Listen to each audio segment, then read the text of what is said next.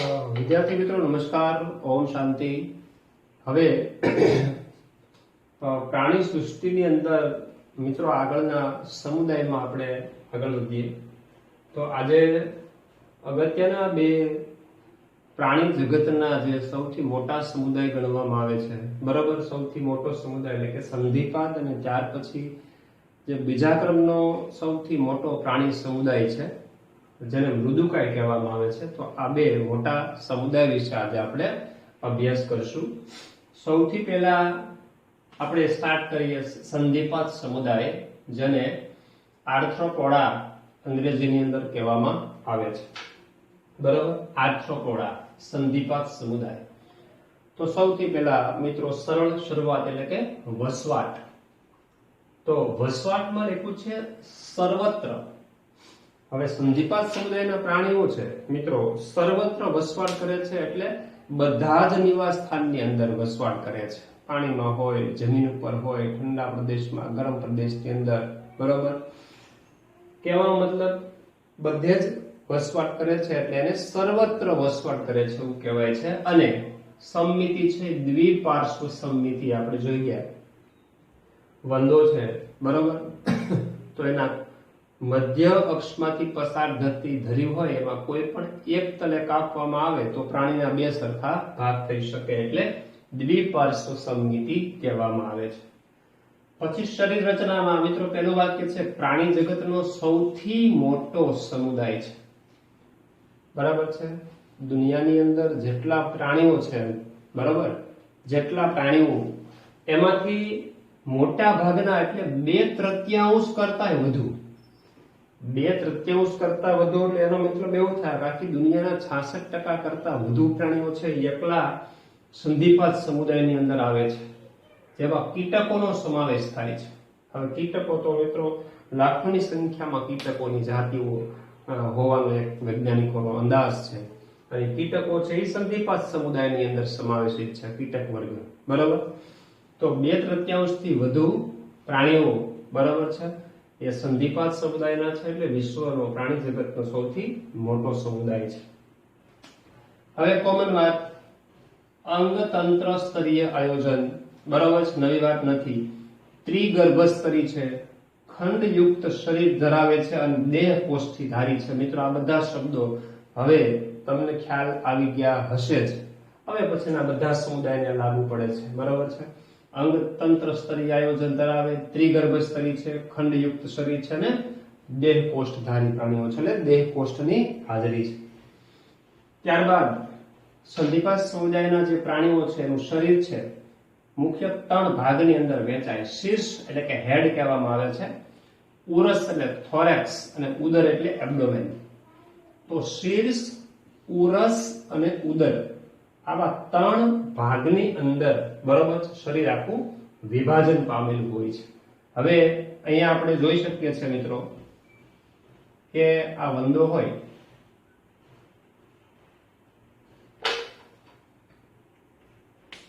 વંદાનું શીર્ષ છે, આ વંદાનું શીર્ષ સમજો, આ આંખો છે, પછીનો ભાગ છે ઈ ઉરસ, અને ત્યાર પછીનો ભાગ છે એ કહેવામાં આવે છે ઉદર. આ બધા ખંડો હોય છે, બરાબર. 3 જોડ ઉપાંગો હોય છે. આ સ્પર્શકો હોય છે, એન્ટેના કહેવામાં આવે છે જેને, બરાબર. તો અહીંયાથી જોઈ શકો છો કે આ જે ભાગ છે, બરાબર, અહીંથી આટલો ભાગ આ શીર્ષ છે, બરાબર.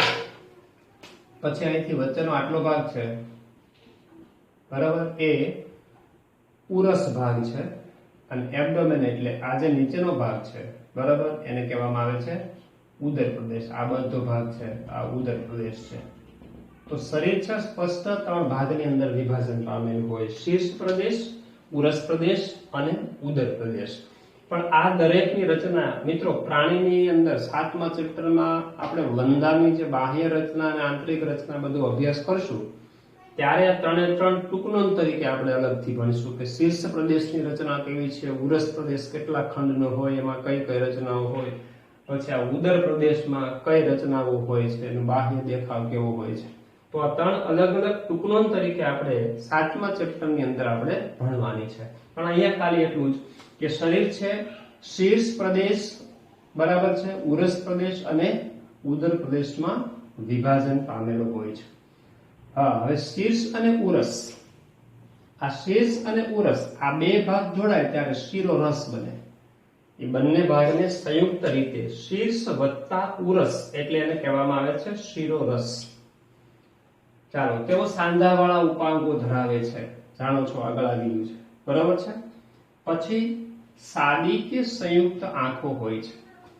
સાદી કે સંયુક્ત આંખો, મિત્રો વંદો હોય તો વંદાની અંદર સંયુક્ત આંખો હોય છે. હવે વંદાની અંદર સંયુક્ત આંખ એટલે શું?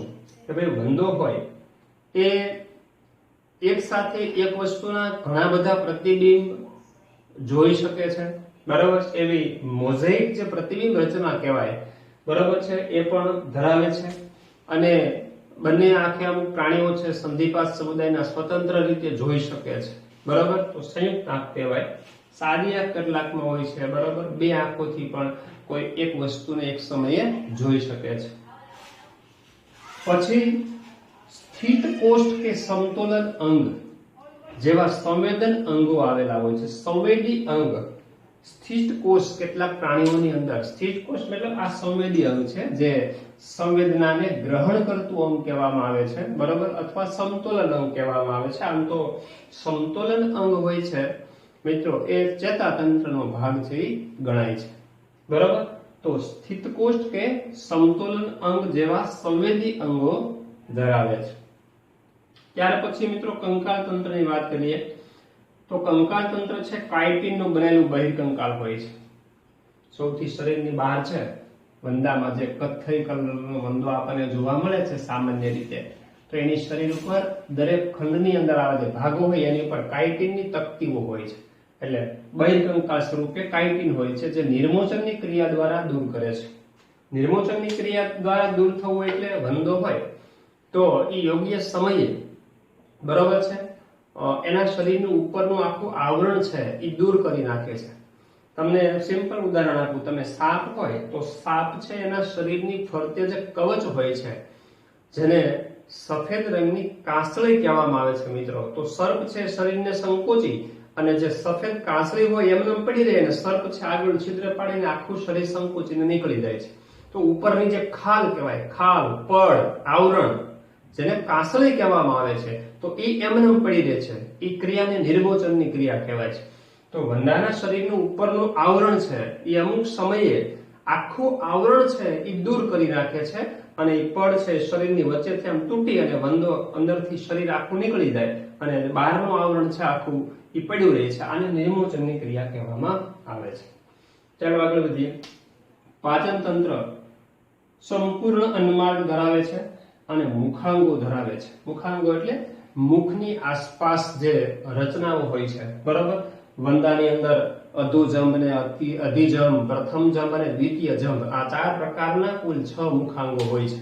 એ આપણે ટૂંકનોંધ તરીકે 7મા ચેપ્ટરમાં જોઈશું. પણ મુખની આસપાસ આવેલા જે અંગો છે જે ખોરાકને પકડવાનું કાર્ય કરે છે, ચાવવાનું કાર્ય કરે છે, મુખની અંદર ધકેલવાનું કાર્ય કરે છે, એ મુખની આસપાસ આવેલા અંગો જેને શું કહેવામાં આવે છે? મુખાંગો કહેવામાં આવે છે. ચાલો ત્યારબાદ વાત કરીએ શ્વસન તંત્ર. તો સૌ પ્રથમ સુવિકસિત શ્વસન અંગો ધરાવતા પ્રાણીઓ છે સંધિપાદની અંદર, બરોબર છે. અને શ્વસન અંગ તરીકે મિત્રો ઝાલરો, ગિલ્સ શું હોય છે? ઝાલરો. કેટલાકમાં ઝાલર પોથી જેને બુક ગિલ્સ કહેવામાં આવે છે. ઝાલર પોથી મિત્રો વીછી હોય તો વીછીની અંદર ઝાલર પોથી હોય છે, બરાબર છે. ટૂંકમાં અલ્પ વિકસિત નાના ફેફસા જેવી રચના એ ઝાલર પોથી. પછી ફેફસા પોથી, અલ્પ વિકસિત જે ફેફસા હોય એને ફેફસા પોથી કહેવામાં આવે છે, બરાબર છે, જે વીછીની અંદર જોવા મળે છે. બુક લંગ્સ જેને કહેવામાં આવે છે, બરાબર. તો કેટલાકમાં ઝાલરો જોવા મળે છે, કેટલાકમાં ઝાલર પોથી જોવા મળે છે અને કેટલાકમાં ફેફસા પોથી છે જોવા મળે છે. કે શ્વસન નલિકા તંત્ર, ટ્રાકિયલ સિસ્ટમ. હવે શ્વસન નલિકા તંત્ર એટલે વંદાનું શરીર હોય તો વંદાના શરીરની અંદર આવી આખી સીધી શ્વસન માટેની નળીઓ હોય છે, નલિકા તંત્ર હોય છે. બે પૃષ્ઠ બાજુએ હોય, બે નલિકા વક્ષ બાજુએ હોય અને એક એક પાર્શ્વ બાજુએ હોય. આવી 6 નલિકાની જોડ હોય, બરાબર. અને એની અંદર શ્વસન છિદ્રો આવેલા હોય છે. આ છિદ્રો સીધા હવાના સંપર્કમાં હોય છે, એટલે O2 CO2 ની આપલે થાય અને શ્વસનનું કાર્ય કરે છે. આને શ્વસન નલિકા તંત્ર પણ કહેવામાં આવે છે. તો આ શ્વસન નલિકા તંત્ર પણ કેટલાક પ્રાણીમાં હોય છે. તો એનો મતલબ એવો થાય, કેટલાકમાં ઝાલરો હોય, કેટલાકમાં શ્વસન પોથી, કેટલાકમાં ફેફસા પોથી અને કેટલાકમાં શ્વસન નલિકા તંત્ર, બરાબર, આવેલ હોય છે. પરિવહન તંત્ર જાણો છો મિત્રો? સંધિપાત સમુદાય ખુલ્લું પરિવહન તંત્ર, એટલે કે જ્યાં શરીર અવકાશ હોય, પોલાણ હોય, ત્યાં રુધિર ભરેલું હોય છે, એટલે એને રુધિર ગુહા તરીકે ઓળખવામાં આવે છે. ઉત્સર્જન તંત્ર. ઉત્સર્જન તંત્ર છે એ માલપીય નલિકાઓ દ્વારા ઉત્સર્જનની ક્રિયા થાય, બરાબર. વંદાની અંદર જો કે આપણે અહીંયા નિર્મોચનની ક્રિયા જોઈએ હમણાં, કે ભાઈ શરીરની બહારનું આવરણ છે વંદો દૂર કરે, એ દૂર કરે એટલે શરીરમાં સંગ્રહિત એના જે બાહ્ય કંકાલ હોય, એની પાંખો હોય, એની બહારની સાઈડે ઉત્સર્ગ દ્રવ્યો છે જમા થયા હોય. જ્યારે નિર્મોચનની ક્રિયા કરે, બહારનું આવરણ છે આખું દૂર કરે એટલે એની સાથે ઉત્સર્ગ દ્રવ્યો પણ ત્યાગ થાય. તો એક પદ્ધતિ એ પણ છે, નિર્મોચન દ્વારા ઉત્સર્ગ દ્રવ્યો પણ ત્યાગ થાય છે. અને મુખ્યત્વે ઉત્સર્ગ અંગિકા તરીકે, અંગ તરીકે માલપીય નલિકાઓ હોય છે. મિત્રો, વંદાનું પાચન તંત્ર જ્યારે આપણે ભણશું, બરાબર, તો ત્યારે એની અંદર શેષાંત્ર, મધ્યાંત્ર, શેષાંત્ર, પશ્વાંત્ર એવા ભાગો આવશે. એમાં આ જે સાંકડો ભાગ છે, અહીંયાથી આટલો ભાગ, આ જે ભાગ છે સાંકડી નળી, એની આસપાસ આવી માલપીય નલિકાઓ હોય, પાતળી દોરી જેવી પીળાશ પડતા રંગની 100 થી 150 નલિકા હોય, બરાબર, જેને માલપીય નલિકાઓ કહેવામાં આવે છે. માલપીય નલિકાઓ છે આ રીતે અંદરથી પોલાણ ધરાવતી હોય અને એક છેડો છે એ શેષાંત્ર સાથે જોડાયેલો હોય છે અને બીજો જે છેડો હોય છે મુક્ત રીતે રુધિર ગુહામાં તરતો હોય છે. હવે આ રુધિરની અંદરથી જે ઉત્સર્ગ દ્રવ્યો હોય, એ બધા ઉત્સર્ગ દ્રવ્યો છે એ કલેક્શન કરે, શોષણ કરી લે અને નલિકામાંથી શેષાંત્રમાં આવે, ત્યાંથી પછી આંતરડામાં થઈ અને મળાશય દ્વારા, મળ દ્વારના છિદ્રથી મળની સાથેની ત્યાગ શરીરની બહાર થઈ જાય છે. તો ઉત્સર્જન તંત્ર તરીકે, ઉત્સર્જન અંગ તરીકે મુખ્યત્વે છે માલપીય નલિકાઓ. ત્યારબાદ મિત્રો વાત કરીએ પ્રજનન તંત્ર. તો જાણો છો મિત્રો, વંદો, નર વંદો અને માદા વંદો છે અલગ અલગ હોય છે. તો સ્પષ્ટપણે એક લિંગી પ્રાણી છે, એટલે કે દ્વિધ્રુવી, બરાબર. અંત ફલન થાય, અંડ પ્રસવી, બરાબર છે. મોટા ભાગના પ્રાણીઓ છે એ અંડ પ્રસવી છે, બરાબર. અંડ પ્રસવી એટલે ઈંડાને મૂકે. પછી વિકાસ સીધો અથવા પરોક્ષ. હવે ઈંડા મૂકતું પ્રાણી હોય છે, બરાબર, તો ઈંડું મૂકે છે તો એનો ગર્ભ વિકાસ શરીરની બહાર થાય છે, તો એ પરોક્ષ ગર્ભ વિકાસ કહેવાય, બરાબર. હવે મોટા ભાગના અંડ પ્રસવી છે, કેટલાક અપત્ય અંડ પ્રસવી પ્રાણીઓ પણ આ સમુદાયના છે. મિત્રો, અપત્ય અંડ પ્રસવી, અપત્ય અંડ પ્રસવી. હવે પેલા 3 શબ્દો ક્લિયર કરી લઈએ આપણે. અંડ પ્રસવી, અપત્ય અંડ પ્રસવી અને અપત્ય પ્રસવી.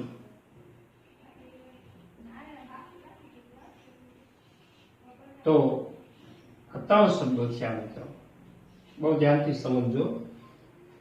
અંડ પ્રસવી એટલે બહુ સીધો શબ્દ છે, જે પ્રાણીઓ ઈંડા મૂકે એને અંડ પ્રસવી કહેવાય. જે પ્રાણી ઈંડા મૂકે, મોટા ભાગે જાણો છો કે પક્ષીઓ છે ઈંડા મૂકે, બરાબર, તો એ અંડ પ્રસવી કહેવાય. તો મોટા ભાગના સંધિપાત સમુદાયના પ્રાણીઓ પણ કેવા છે? અંડ પ્રસવી, ઈંડા મૂકે, બરાબર, એને અંડ પ્રસવી કહેવાય. ચાલો, પછી અપત્ય પ્રસવી. અપત્ય પ્રસવી એટલે સીધા બચ્ચાને જન્મ આપે.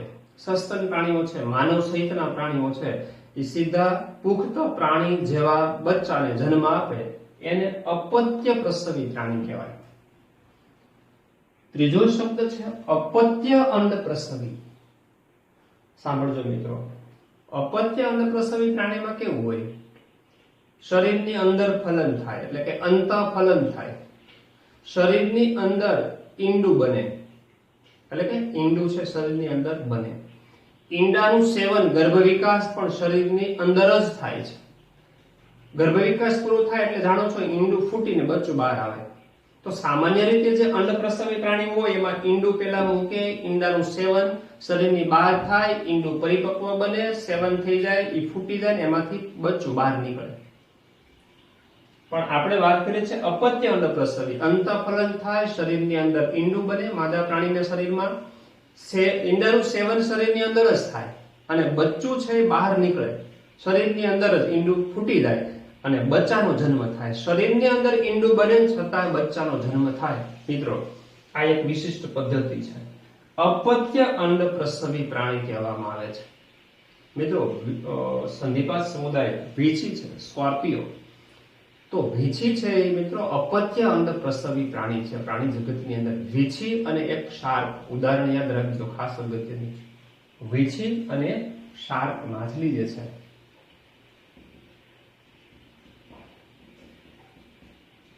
અપત્ય અંડપ્રસવી પ્રાણી છે.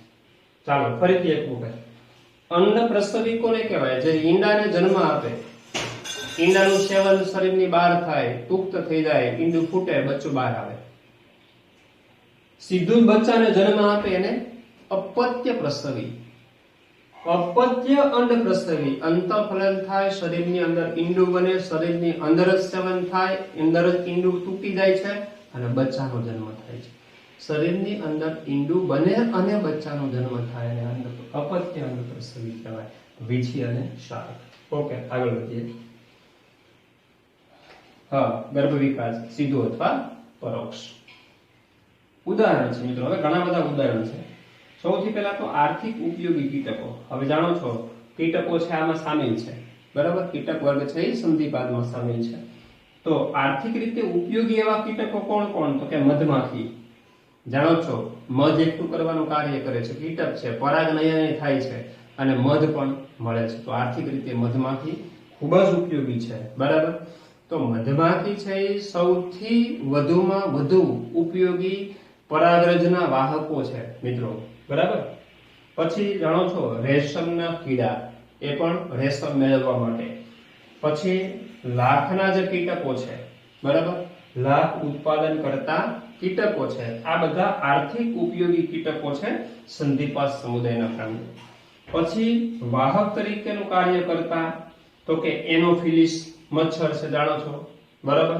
પછી ક્યુલેક્સ ફેટિઝન, એ પણ મચ્છર.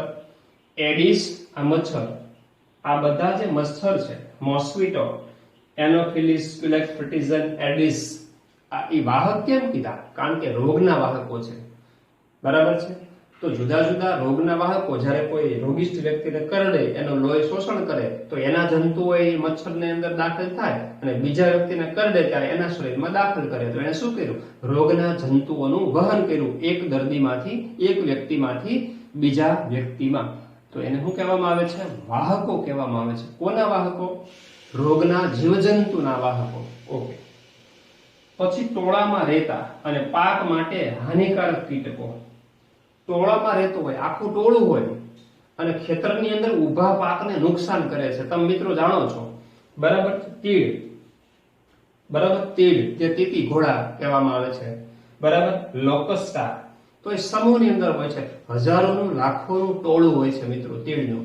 તો ઘણી વખત ખેતીવાડી માટે આ એક મોટી દુવિધા ખેડૂતો માટે થઈ જાય છે. અમુક દેશની અંદર, અમુક રાજ્યોની અંદર જ્યારે આવા કોઈ બરાબર કીટકોના જે હુમલા થાય છે, લાખોની સંખ્યાની અંદર કીટકો હોય છે, મોટું ઝુંડ હોય, ટોળું હોય, બરાબર? અને ફરતું ફરતું એ જે રાજ્યમાંથી કે જે દેશની અંદર એટેક કરે છે, તો એ ગણતરીની કલાકોની અંદર માનો કે લાખોનું ટોળું હોય, એ કોઈ ઊભા પાક ઉપર બેસે, હા, તો કીટકો છે એ વનસ્પતિના પાંદડા છે એ ખાઈ જાય, કોરીને ચૂસી જાય, બરાબર? એટલે ઊભો પાક છે એકદમ કેવો કરી નાખે? નાશ કરી નાખે છે. ગણતરીની કલાકોમાં જ લાખોની સંખ્યામાં કીટકો બેસી જાય અને કેટલાય વિસ્તારને નુકસાન છે એ કરતા હોય છે. તો એ ટોળામાં રહેતા અને પાકને હાનિકારક કીટકો કહેવામાં આવે છે તીડ. ત્યારબાદ જીવંત અશ્મિ, જેને લિવિંગ ફોસિલ કહેવામાં આવે છે, કિંગ ક્રેબ. તો કિંગ ક્રેબ છે જેને લ્યુમિનસ કહેવામાં આવે છે, એને લિવિંગ અશ્મિ કહેવામાં આવે છે, જીવંત અશ્મિ કહેવામાં આવે છે, કારણ કે એમાં વર્ષોથી કોઈ પણ પ્રકારનો ઉદ્વિકાસની ક્રિયા ન થઈ હોય અને વર્ષોથી એઝ ઇટ ઇઝ અવસ્થાની અંદર એ પ્રાણીઓ જોવા મળતા હોય છે, બરાબર. એને જીવંત અશ્મિ ગણવામાં આવે છે. લિવિંગ ફોસિલ કિંગ ક્રેબ એનું ઉદાહરણ છે. તો મિત્રો, આ થઈ ગઈ આપણે વિશ્વના પ્રાણી જગતમાં સૌથી મોટો સમુદાય કયો? સંધિપાદ, આર્થ્રોપોડા. હવે બીજા નંબરનો સૌથી મોટો સમુદાય વાત કરીએ. સંધિપાદ પછીનો બીજો ક્રમ આવે છે મૃદુકાય, બરાબર છે. મોલ્યુસ્કા, મૃદુકાય. તો સૌથી પહેલા મિત્રો વસવાટ. વસવાટ છે જલીય અથવા સ્થળજ, બરાબર છે. જમીન ઉપર રહી શકે, પાણીમાં પણ રહી શકે છે કેટલાક પ્રાણીઓ. ખારા પાણી વત્તા મીઠા પાણી, એટલે કેટલાક પ્રાણીઓ ખારા પાણીમાં, દરિયામાં, અને કેટલાક છે મીઠા પાણીની અંદર વસવાટ કરે છે. દ્વિપાર્શ્વ સમમિતિ ધરાવતા પ્રાણીઓ છે. સમમિતિ કેવા પ્રકારની છે? દ્વિપાર્શ્વ. ચાલો શરીર રચનાની વાત કરીએ તો કે બીજા નંબરનો સૌથી મોટો પ્રાણી સમુદાય છે. હમણાં વાત કરી કે સંધિપાદ છે સૌથી પ્રાણી જગતનો મોટો સમુદાય, અને બીજા નંબરનો કયો આવે છે? તો કે મૃદુકાય. હવે કોમન વાત મિત્રો, અંગતંત્ર સ્તરીય આયોજન, ત્રિગર્ભ સ્તરી, દેહ કોષ્ઠી, ખંડ વિહીન શરીર. આમાં જેમ કેમ ખંડ જોવા મળે છે, એવા મૃદુકાય પ્રાણીઓના શરીરમાં ખંડ જોવા મળતા નથી. ચાલો, શરીર છે એનું શરીર શીર્ષ હોય, સ્નાયુના બનેલા સ્નાયુ પગ હોય, અને અંતરંગ કંદુક અથવા તો ખૂંદ. તો આમાં ત્રણ ભાગ થયા મિત્રો, બરાબર છે. એક તો શીર્ષ. હવે અહીંયા ઉદાહરણ તરીકે આપણે લઈ શકીએ છીએ કે આ ઓક્ટોપસની આકૃતિ છે, બરાબર. તો ઓક્ટોપસની અંદર આ જે ભાગ છે, અહીંથી આટલો ભાગ, આ ભાગ જેને માથું શીર્ષ કહેવામાં આવે છે, બરાબર. આ શીર્ષ છે, અહીંથી આ ભાગ છે આ કંદુક એટલે કે ખૂંદ છે, અને આ બધા જાણો છો ઓક્ટોપસમાં સ્નાયુના બનેલા પગ, જેને શું કહેવામાં આવે છે? સ્નાયુ પગ કહેવામાં આવે છે. તો મોસ્ટ કોમનલી પ્રાણીઓના શરીર શીર્ષ, સ્નાયુ પગ અને કંદુક અથવા તો ખૂંદ નું બનેલું હોય છે. ફરીથી આ કંદુક છે, અહીંથી આટલો ભાગ આ ગોળાકાર છે, આ ભાગ છે એ શીર્ષ પ્રદેશ કહેવામાં આવે છે, અને આ છે બધા સ્નાયુ પગ છે. ઓકે. ત્વચા કોમળ. મિત્રો, આ પ્રાણીઓના શરીર છે ને એકદમ કોમળ છે, સોફ્ટ છે, મૃદુ, એટલે નામ શું પડ્યું? મૃદુકાય. કોમળ ત્વચા, કોમળ શરીર છે. ત્વચા કોમળ, વાદળી સદૃશ. વાદળી સદૃશ એટલે આમ સ્પોન્જીલા જેવી, એકદમ તમે આમ હાથમાં લો તો એકદમ કેવું લાગે? સ્પંજ જેવું, વાદળી જેવું, પોચું પોચું આપણે જેને કહીએ નરમ, એને વાદળી સદૃશ કહેવાય. અને ખૂંદની ફરતે પ્રાવર આવરણ બનાવે છે. ખૂંદની ફરતે શું હોય છે? પ્રાવર આવરણ હોય છે. ખૂંદની ફરતે શું હોય છે? આવરણ, જેને શું કહેવામાં આવે છે? પ્રાવર આવરણ કહેવામાં આવે છે. નેક્સ્ટ પોઈન્ટ છે કંદુક. કંદુક એટલે કે ખૂંદ. આ ભાગ શું કહેવાય? ખૂંદ. અને પ્રાવર આવરણ વચ્ચેના અવકાશને પ્રાવર ગુહા કહેવામાં આવે છે. હવે મિત્રો, પ્રાવર ગુહા છે, અવકાશ છે. હવે માની લો કે આ શરીરની અંદર ખૂંદ છે, આ ખૂંદનો ભાગ છે. ખૂંદ અને પ્રાવર ગુહા, એટલે આકૃતિને સમજવા માટે, બરાબર, બહુ સિમ્પલ આકૃતિ સમજીએ કે આ શરીરની રચના છે, શરીરની દિવાલ છે, બરાબર. ઓકે. હવે આ અંદરની બાજુએ આ સમજી લો કોમળ મૃદુ પ્રાણી છે. આ જે છે એ શરીરની બાહ્ય દિવાલ, આ છે એ શરીરની બાહ્ય દિવાલ. અત્યારે જે મારી પેન ફરે છે એ શરીરની બાહ્ય દિવાલ છે. ઓકે. અને એની બહારનું જે આવરણ છે, એની બહારનું આવરણ છે સખત હોય, મજબૂત હોય, કઠણ હોય, જેને પ્રાવર કહેવામાં આવે છે. શું કહેવામાં આવે છે? પ્રાવર. આ છે પ્રાવર, અને આ અંદરનું છે એ પ્રાણી શરીર છે, એટલે પ્રાણી શરીરની દિવાલ. હવે એની વચ્ચેનો અવકાશ, આ વચ્ચેનો અવકાશ છે મિત્રો, એની વચ્ચેનો, બહુ ધ્યાનથી સમજજો, આ વચ્ચેનો અવકાશ, બરાબર, એને પ્રાવર ગુહા કહેવામાં આવે છે. આ જે અવકાશ છે વચ્ચે, એને શું કહેવામાં આવે છે? પ્રાવર ગુહા કહેવામાં આવે છે. તો વાક્ય ફરીથી, કંદુક એટલે કે ખૂંદ હા, તો આ શરીરનો ભાગ જ થયો. આપણે અહીંયા આખું શરીર ગણી લીધું, બરોબર. તો કંદુક અથવા ખૂંદ અને પ્રાવરણ વચ્ચેનો અવકાશને પ્રાવર ગુહા કહેવામાં આવે છે. ચાલો નેક્સ્ટ પોઈન્ટ છે, અગ્રભાગે શીર્ષ પ્રદેશ સંવેદી સૂત્રાંગો ધરાવે છે. સૂત્રાંગો જેવી રચના અગ્ર પ્રદેશ હોય પ્રાણીના, બરાબર, તો એ સૂત્રાંગ, આ બધા સૂત્રાંગો છે, જોઈ શકો છો પગ જેવી રચના છે, બરાબર, એ સંવેદી અંગ તરીકે કામ કરે છે, એટલે સંવેદનાને પારખી શકે છે. પછી નેક્સ્ટ પોઈન્ટ છે, મુખમાં કરવત જેવું અંગ હોય છે જેને રેત્રિકા કહેવામાં આવે છે, રેડ્યુલા કહેવાય છે. અગત્યનું લક્ષણ છે રેત્રિકા, બરોબર છે. તો રેત્રિકા છે એ કયા સમુદાયની લાક્ષણિકતા? મૃદુકાય. હવે મુખની અંદર હોય, બરોબર છે, તો મુખની અંદર જે રેત્રિકા જેવું અંગ હોય છે જે વાસ્તવિક રીતે ખોરાકને પકડવાને, ખોરાકને ચાવવાનું કાર્ય કરે છે. આપણે કેમ મુખની અંદર જે દાંતની હરોળ છે, મુખની અંદર દાંતની હરોળ, એવી અહીંયા આ મુખની અંદર રેત્રિકા હોય છે. આ રીતે દાંતની પટ્ટી જેવી રચના, ટૂંકમાં આપણે સમજવું હોય તો સમજી શકાય, બરોબર. આપણે કેમ દાંતની હરોળ હોય છે અને હરોળ ખોરાકને પકડે ને ખોરાકના ટુકડા કરે ને ચાવવાનું કાર્ય કરે. હા, સેમ આ પ્રાણીઓની અંદર મુખની અંદર કરવત જેવું હોય. કેવું? એટલે આ ટાઈપની રચના હોય એટલે આને કેવી રચના કહેવાય? આ કરવત જેવી રચના હોય, બરોબર છે. તો એને રેડ્યુલા કહેવામાં આવે છે. તો આ મિત્રો વાત થઈ ગઈ શરીર રચનાની વાત. હવે ત્યારબાદ વાત કરીએ કંકાલ તંત્રની. તો કંકાલ તંત્ર છે, બરાબર, કેલ્શિયમ કાર્બોનેટનું બનેલું હોય છે જેને કલ્કેરિયસ કહેવામાં આવે છે. કેલ્શિયમ કાર્બોનેટ જેને આપણે CaCO3 કહીએ છીએ, CaCO3, જેને કલ્કેરિયસના કવચથી આવૃત હોય છે, જેને પ્રાવર કહેવામાં આવે છે.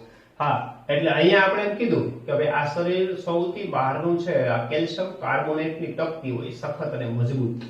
તમે મિત્રો શંખ જોયો હોય, એનું ઉદાહરણ સમજો.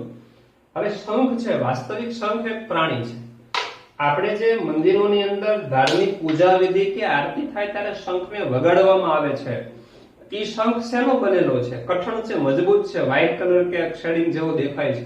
વાસ્તવિક રીતે એ કેલ્શિયમ કાર્બોનેટની બહારની તકતી છે. જ્યારે પ્રાણી જીવંત અવસ્થામાં હોય ત્યારે એની અંદરનો જે અવકાશ હોય એમાં શંખ નામનું પ્રાણી હોય છે, કોમળ હોય છે, મૃદુ હોય છે, બરાબર. એટલે બહારનું જે કવચ છે એ કેલ્શિયમ કાર્બોનેટનું હોય છે, તકતી સ્વરૂપે હોય છે અને પ્રાવર કહેવામાં આવે છે, મજબૂત હોય. અને અંદર જે પ્રાણી હોય છે એ કેવું હોય છે? મૃદુ પ્રાણી હોય છે, એટલે તો નામ પડ્યું છે મૃદુકાય. તો એ મૃદુ પ્રાણી છે, કોમળ પ્રાણી છે, એનું રક્ષણ કરવા માટે બહારનું આવરણ સખત હોય, મજબૂત હોય, બરાબર. શેનું બન્યું હોય? કેલ્શિયમ કાર્બોનેટનું બન્યું હોય, જેને શું કહેવામાં આવે છે? પ્રાવર કહેવામાં આવે છે. આ પ્રાવર અને આ શરીરની દિવાલ અને એનો વચ્ચેનો અવકાશ, જેને આપણે શું કીધું? પ્રાવર ગુહા કીધી. ઓકે, ક્લિયર થઈ ગયું મિત્રો? પાચન માર્ગ વાત કરીએ તો પાચન માર્ગ સંપૂર્ણ. હા, હમણાં કીધું એમ રેત્રિકા દ્વારા ખોરાક દળવાનું કાર્ય થાય. ખોરાક પકડીને ખોરાક છે, આવી રેત્રિકા કરવત જેવી રચના હોય, એને શું કીધું આપણે? રેત્રિકા, રેડ્યુલા. એની મદદથી ખોરાક છે દળવાનું, ચાવવાનું કાર્ય છે કરે છે. પછી શ્વસન તંત્ર. તો શ્વસન માટે પ્રાવર ગુહામાં પીછાકાર ઝાલરો હોય છે. આ પ્રાવર ગુહા છે, આ અવકાશ છે, અહીંયા જોઈએ આપણે, બરાબર છે કે ભાઈ આ પ્રાવર ગુહા વચ્ચેનો જે અવકાશ છે, અવકાશની અંદર આવી પીછા જેવી ઝાલરો હોય છે. શું હોય છે? પીછાકાર ઝાલરો હોય છે. આવી આ પીછાકાર ઝાલરો છે, બરાબર. અને પીછાકાર ઝાલરો દ્વારા શું કરે છે? શ્વસનનું કાર્ય કરે છે, શ્વસન વાયુઓની આપ-લે કરે છે. તો તમારે એક શબ્દ યાદ રાખવાનું છે, બરાબર. શ્વસન તંત્ર માટેનું અંગ કયું? તો કે પીછાકાર ઝાલર. પીછાકાર ઝાલરનું સ્થાન ક્યાં હોય? તો કે પ્રાવર ગુહામાં. ત્યારબાદ પરિવહન તંત્ર. જાણો છો મિત્રો, ખુલ્લું પરિવહન તંત્ર ધરાવતું પ્રાણી છે, બરાબર. ઉત્સર્જન તંત્ર મિત્રો પીછાકાર ઝાલર દ્વારા શ્વાસોશ્વાસની ક્રિયા અને ઉષ્ત્ર દ્રવ્યના નિકાલની ક્રિયા, બે ક્રિયા પીછાકાર ઝાલરો દ્વારા થાય છે. પીછા જેવો આકાર હોય, પીછા જેવી રચના, એટલે પીછાકાર ઝાલર કહેવામાં આવે છે. તો ઉત્સર્જન પણ પીછાકાર ઝાલર દ્વારા થાય. પ્રજનન તંત્ર. સામાન્યતઃ પ્રાણીઓ છે દ્વિગૃહી છે મિત્રો. દ્વિગૃહી એટલે એકલિંગી પ્રાણીઓ, નર પ્રાણી અને માદા પ્રાણી અલગ અલગ હોય, દ્વિગૃહી કહેવાય. પરોક્ષ પ્રકારનો વિકાસ ધરાવતા અંડપ્રસવી પ્રાણીઓ. મિત્રો એકલિંગી, ઉભયલિંગી, દ્વિગૃહી, એકગૃહી, સીધો ગર્ભ વિકાસ, પરોક્ષ ગર્ભ વિકાસ, બરાબર. પછી અંડપ્રસવી, અપત્ય પ્રસવી, અપત્ય અંડપ્રસવી, આ બધા જ શબ્દો હવે મગજમાં બહુ ક્લિયર થઈ જવા જોઈએ, બરાબર છે. ચાલો ત્યારબાદ બધા ઉદાહરણ છે વિવિધ. પહેલું ઉદાહરણ લખ્યું છે પાયલા, જેને પાયલા એપલ સ્નેલ કહેવામાં આવે છે. પાયલા એટલે એપલ સ્નેલ. પછી મોતી છીપ, બરાબર છે. પિંકડા, જેને પેરલ ઓયસ્ટર કહેવામાં આવે છે, પેરલ ઓયસ્ટર. પછી સેપિયા, સેપિયા એટલે કટલ ફિશ, બરાબર છે. સેપિયા કટલ ફિશ. પછી લોલીગો, જેને સ્ક્વીડ તરીકે ઓળખવામાં આવે છે. લોલીગો એટલે સ્ક્વીડ. ઓક્ટોપસ, બરાબર છે, જેને ડેવિલ ફિશ તરીકે ઓળખવામાં આવે છે, ડેવિલ ફિશ. પછી એપ્લાસિયા, જેને સી હેર કરવામાં આવે છે, સી હેર, દરિયાઈ હેર. દંત કવચ, ડેન્ટેલિયમ, ટસ્ક શેલ, ડેન્ટેલિયમ ટસ્ક શેલ. અને અષ્ટ કવચ, બરાબર છે, ચાઇટોપ્લેવરા, જેને કાઇટોન પણ કહેવામાં આવે છે. તો ઘણા બધા ઉદાહરણ છે. પાયલા છે, મોતી છીપ, સેપિયા, લોલીગો, ઓક્ટોપસ, એપ્લાસિયા, દંત કવચ, બરાબર, અષ્ટ કવચ. તો આ બધા છે મિત્રો ઉદાહરણ છે. હવે કાઉન્સની અંદર આ બધા નામ લખ્યા છે, બરાબર. જોડકા ટાઈપના સવાલમાં આ ચેપ્ટરમાંથી મિત્રો પરીક્ષાની અંદર ખાસ કરીને નીટની અંદર આ ઉદાહરણો છે, એમાંથી જોડકા ટાઈપના સવાલ, પ્રશ્નો, કાઉન્સની અંદર જે શબ્દો લખ્યા છે એમાંથી પણ ઘણા સવાલ પૂછાય છે, બરાબર. તો ખાસ કરીને બધા જ ઉદાહરણ ખાસ ધ્યાનમાં લેવાના છે, બરાબર. તો પ્રાણી જગતના સૌથી મોટા બે સમુદાયો, પ્રથમ નંબરનો સૌથી મોટો સમુદાય સંધિપાદ, એને આપણે અભ્યાસ કર્યો, અને ત્યારબાદ મૃદુકાય પ્રાણીઓનો પણ અભ્યાસ આપણે કર્યો, બરાબર છે. તો નેક્સ્ટ લેક્ચરમાં આગળ વધીએ. ઓમ શાંતિ.